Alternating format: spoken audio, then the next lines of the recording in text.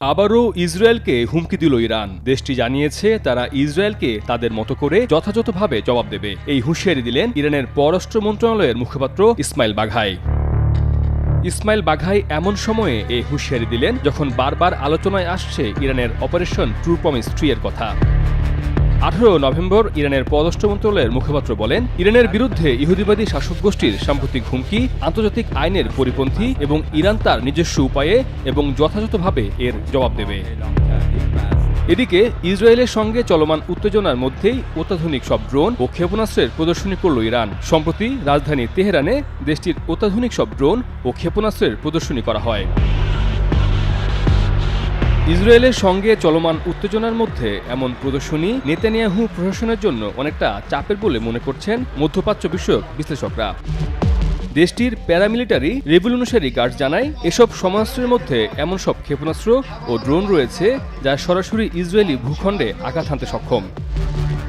যুক্তরাষ্ট্রের জাতীয় গোয়েন্দা সংস্থার তথ্য মতে মধ্যপ্রাচ্যে সবচেয়ে বেশি সংখ্যক ও শক্তিশালী ব্যালিস্টিক ক্ষেপণাস্ত্র রয়েছে ইরানের কাছে। এ বিষয়ে ইরান জানায়, যুক্তরাষ্ট্র ও ইসরায়েলকে দাঁত ভাঙা জবাব দেওয়ার জন্য সবচেয়ে গুরুত্বপূর্ণ সমরাস্ত্র হল ব্যালিস্টিক ক্ষেপণাস্ত্র, যদিও তারা পারমাণবিক অস্ত্র ব্যবহারের বিষয়ে এখনও কিছু জানায়নি।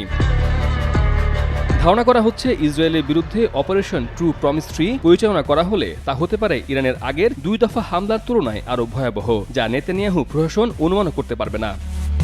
এই হামলার ইঙ্গিত বেশ কয়েকদিন ধরেই দিয়ে আসছে ইরান। ইরান ইসরায়েলের বিরুদ্ধে তাদের এই প্রতিশোধমূলক হামলার নাম দিয়েছে ট্রু প্রমিস। ইরান সম্প্রতি 2 দফা ইসরায়েলের বিরুদ্ধে প্রতিশোধমূলক হামলা চালায়। ইরানের পক্ষ থেকে সেগুলোর নাম দেওয়া হয় যথাক্রমে ট্রু প্রমিস 1 ও ট্রু প্রমিস 2 নামে।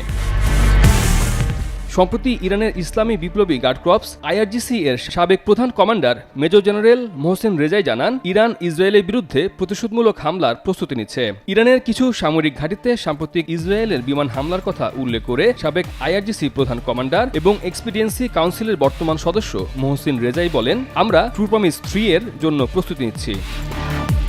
এর আগে ইরানের ইসলামী বিপ্লবী গার্ড কর্পস IRGC এর deputy commander brigadier general Ali ফাদাবিও ইসরায়েলকে দিয়েছিলেন কঠিন হুঁশিয়ারি। ব্রিগেডিয়ার জেনারেল আলী ফাদাবি হুঁশিয়ারি দিয়ে জানিয়েছিলেন, ইরান অবশ্যই ইসরায়েলকে প্রতিক্রিয়া জানাবে, যার ফলে ইসরায়েল ইরানের বিরুদ্ধে তার সর্বশেষ আগ্রাসনের জন্য অনুতপ্ত হবে।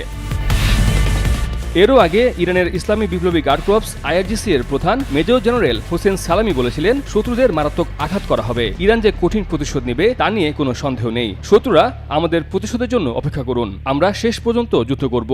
মুসলমানদের উপর শত্রুদের আধিপত্য বিস্তার করতে দেব না। ইতিহাস বলে, মুসলমানরা কখনো আত্মসমর্পণ করে না।